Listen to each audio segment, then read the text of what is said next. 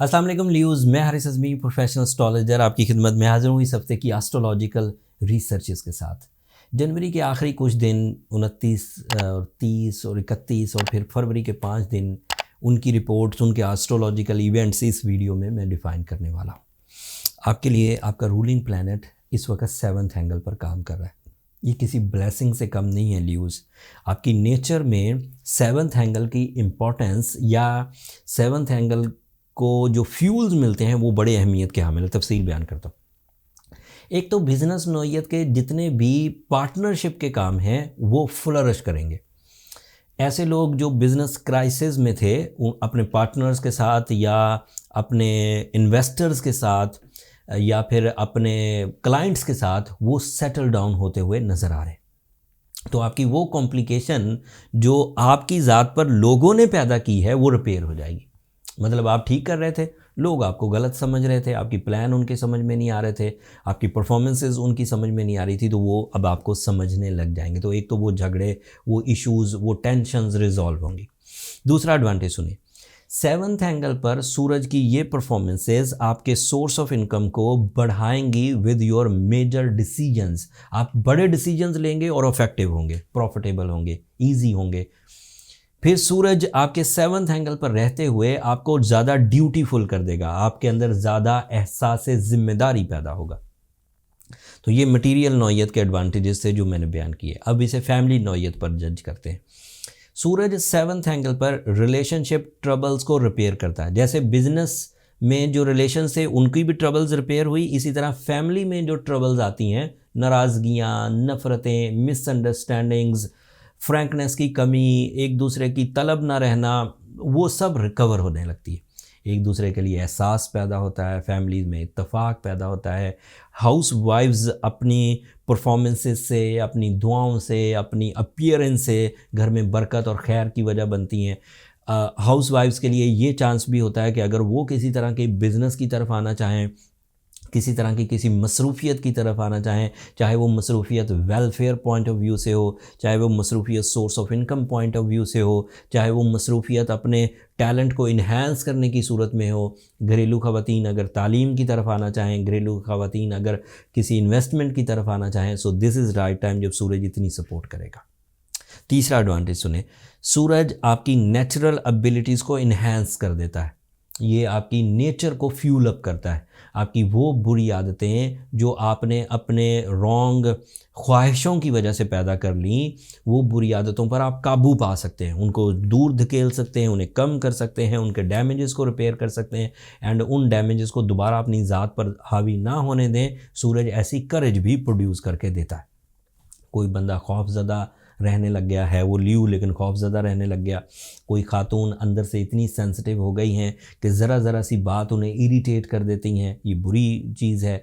Sensitivity एक disease बनती चली जाती है, रेपुटेशन ख़राब होने लगती है। So when the suraj in 7th angle, so ये सेंसिटिविटीज़, ये डैमेजेस, ये अग्रेशन, ये नेगेटिविटीज़ रिपेयर हो जाती हैं।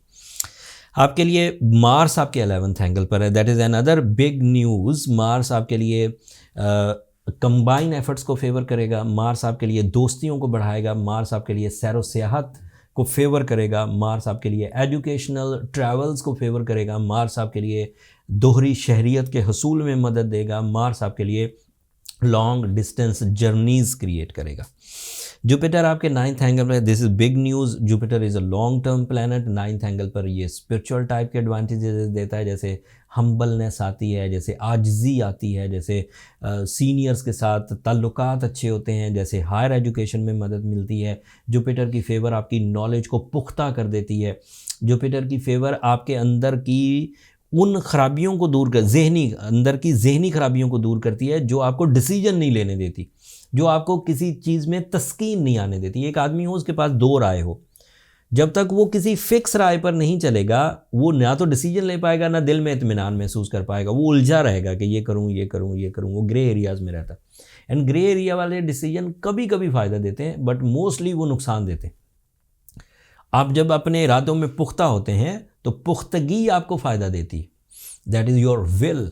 एंड विल में फिर आप अपनी चीज़ों को, अपने डिसीजंस को परफेक्ट करने के लिए कोशिशें करते हैं। ग्रे एरिया में होते हैं तो बददिली आती। बददिली का मतलब होता है कि आप डिसीजन दिल से नहीं ले रहे। सो जुपिटर आकर उस बददिली को ख़त्म कर देता है। सैटर्न आपके 7th एंगल पर है ल्यूज़, इस वक्त पॉजिटिव चल रहा है, कुछ महीने पॉजिटिव है।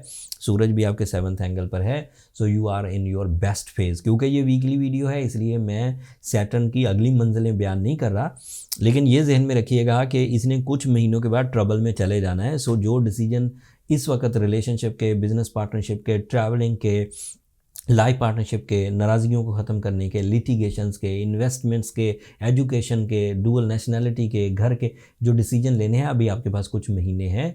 अभी भी ये टाइम भी अच्छा है, ये हफ्ता भी मैं आपको फेवरेबल करार दे रहा हूँ। वो डिसीजन ले लीजिए। बाद में सभी एस्ट्रोलॉजर एकदम से शोर मचाना शुरू कर देंगे कि Saturn is negative for the ल्यूज, Saturn is creating troubles, फिर वो एक फेज़ है। जैसे रात हो गई तो सभी कहेंगे रात हो गई, चाहे वो आपको पसंद आए चाहे ना आए। तो रात हो गई है तो हमारा काम है हम आपको ये बयान कर दें कि भाई सूरज एक ऐसे एंगल पर चला गया है कि वो अब रोशनी नहीं देगा। सैटर्न एक ऐसे एंगल पर चला गया है जहाँ पर वो आपको फ़ायदा नहीं देगा। सो वो दिन आने से पहले कि जब हम आपको वो बयान कर रहे हों, उससे पहले पहले अभी खुशियाँ हैं। अब आप अपनी कारकर्दगी दिखाइए, अपनी पर्सनालिटी इंक्रीज़ करिए, अपने रिजर्व्स जनरेट करिए, अपनी करेज को एक जगह जमा करिए, अपने डिसीजंस को मेजर लेवल्स पर लेकर जाइए, अपने रिलेशंस को स्ट्रॉन्ग करिए, अपनी सोल पर काम करिए, अपनी आदतों को बेहतर बनाइए, अपनी तालीमी काबिलियत बढ़ाइए, अपनी सेहत को ठीक रखिए, ताकि जैसे ही वो बैड पैच आए आपको उसका कोई असर आपकी ज़ात पर ना आए। आप अपने आप में खुद कफ़ील हों, आप अपने आप में इस्टेब्लिश हों, तो कोई ख़ज़ाएँ, कोई तकलीफ़ें आपको नहीं आएंगी। लेकिन अगर आप सेंसिटिव हुए, आप नाकाम हुए, अगर आप बेइज्जत ज़िंदगी गुजार रहे हैं, अगर आपकी बात में वर्थ नहीं है, आपके पास प्लान्स नहीं है, आपके पास जज्बात नहीं है, तो फिर तो ऑब्वियसली सॉरी गोल्डन सीजन में जज्बात नहीं है, वर्थ नहीं है, तो जब बैड पैच आएगा तो वो और कमज़ोर पड़ेगी, फिर काफ़ी तकलीफ़ होगी। तो उससे पहले पहले अपने आप को रिकवर करिए। आप खुद कर जाएँ अच्छी बात है, खुद ना कर पाएँ तो go with blue sapphire, diamond, Ruby, ये सब ऐसे स्टोन्स हैं जो आपकी फितरत पर काफ़ी पॉजिटिव इम्पैक्ट्स डालते हैं अगर वो असली हों तो।